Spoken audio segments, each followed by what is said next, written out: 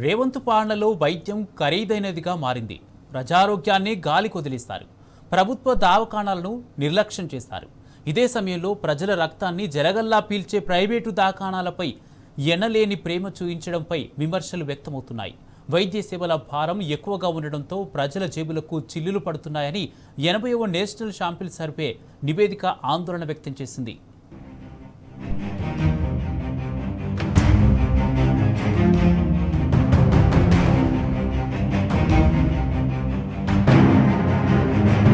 దేశంలో వైద్యాన్ని అత్యంత ఖరీదుగా మార్చిన రాష్ట్రాల్లో తెలంగాణ నెంబర్ 1 ప్లేస్లో ఉన్నది.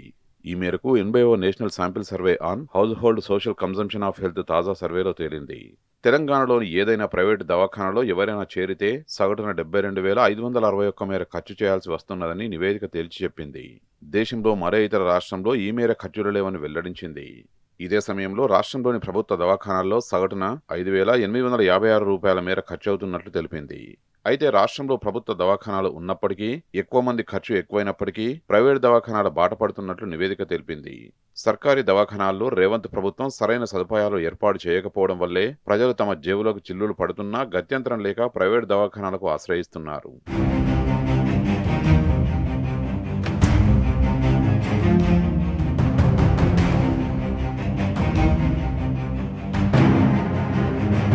తెలంగాణలో ఎవరైనా దవాఖానాలో చేరితే ఒక్కొక్కరు సగటున 52,743 మేర ఖర్చు చేయాల్సి వస్తున్నదని నివేదిక తెలిపింది.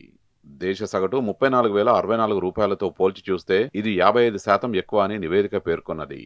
తెలంగాణలోని ప్రైవేటు దవాఖానాల్లో ఒక్కో కేసుకు సగటున 72,561 వసూలు చేస్తుండగా ప్రభుత్వ దవాఖానాల్లో 5,856 ఖర్చవుతున్నట్లు వివరించింది. తెలంగాణలో ప్రభుత్వ దవాఖానాల్లో వైద్యానికి అయ్యే ఖర్చుతో పోలిస్తే ప్రైవేటు దవాఖానాల్లో 12 రెట్లు ఎక్కువగా ఖర్చవుతున్నదని తెలిపింది. వైద్య సేవల భారం ఎక్కువగా ఉండడంతో ప్రజల జేబులకు చిల్లులు పడుతున్నాయని నివేదిక ఆందోళన వ్యక్తం చేసింది. కాగా దేశంలోని 1.39 లక్షల మంది కుటుంబాలపై 2025లో జనవరి నుంచి డిసెంబర్ వరకు ఈ సర్వే చేసినట్లు కేంద్రం తెలిపింది.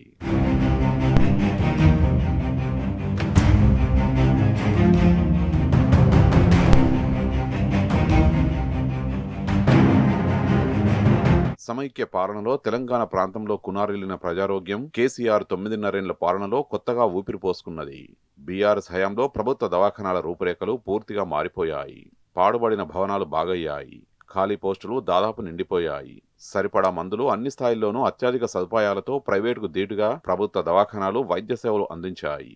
దీంతో ఒకప్పుడు నేను రాను బిడ్డో సర్కారు దవాఖానకు అని పాడుకున్న రోజుల నుంచి చెలో పోదాం సర్కారు దవాఖానకు అని చెప్పుకునే పరిస్థితి వచ్చింది. మొత్తంగా ఉమ్మడి రాష్ట్రంలో వైద్యారోగ్య రంగం పడకేయగా కేసీఆర్ పాలనలో రాష్ట్రం ఆరోగ్య తెలంగాణగా మారింది. నాడు కేసీఆర్ మార్గనిర్దేశనంలో అమలు చేసిన విప్లవాత్మక పథకాలు, వినూత్న కార్యక్రమాలు, మానవీయ పథకాలు ప్రజా వైద్యంపై ప్రజల్లో నమ్మకాన్ని పెంచాయి. క్షేత్రస్థాయిలో బస్తీ దవాఖానాలు, సబ్ సెంటర్లు, పీహెచ్సీలు ఉత్తమ సేవలు అందించి రోగాలు ముదరకముందే చికిత్స అందించగా జిల్లాకు మెడికల్ కాలేజీ ఏర్పాటుతో స్పెషాలిటీ సేవలు అందుబాటులోకి వచ్చాయి. ₹1 ఖర్చు కాకుండా ప్రజలకు అత్యాధునిక సూపర్ స్పెషాలిటీ వైద్య సేవలు అందేవి. అందుకే కేసీఆర్ పాలనలో రాష్ట్ర వైద్యారోగ్య శాఖ అనేక రికార్డులు నెలకొల్పింది. నీతి ఆయోగ్ వంటి ప్రతిష్టాత్మక విభాగాలతో పాటు కేంద్ర ప్రభుత్వం నుంచి పదుల సంఖ్యలో అవార్డులు, ప్రశంసలు దక్కించుకున్నది.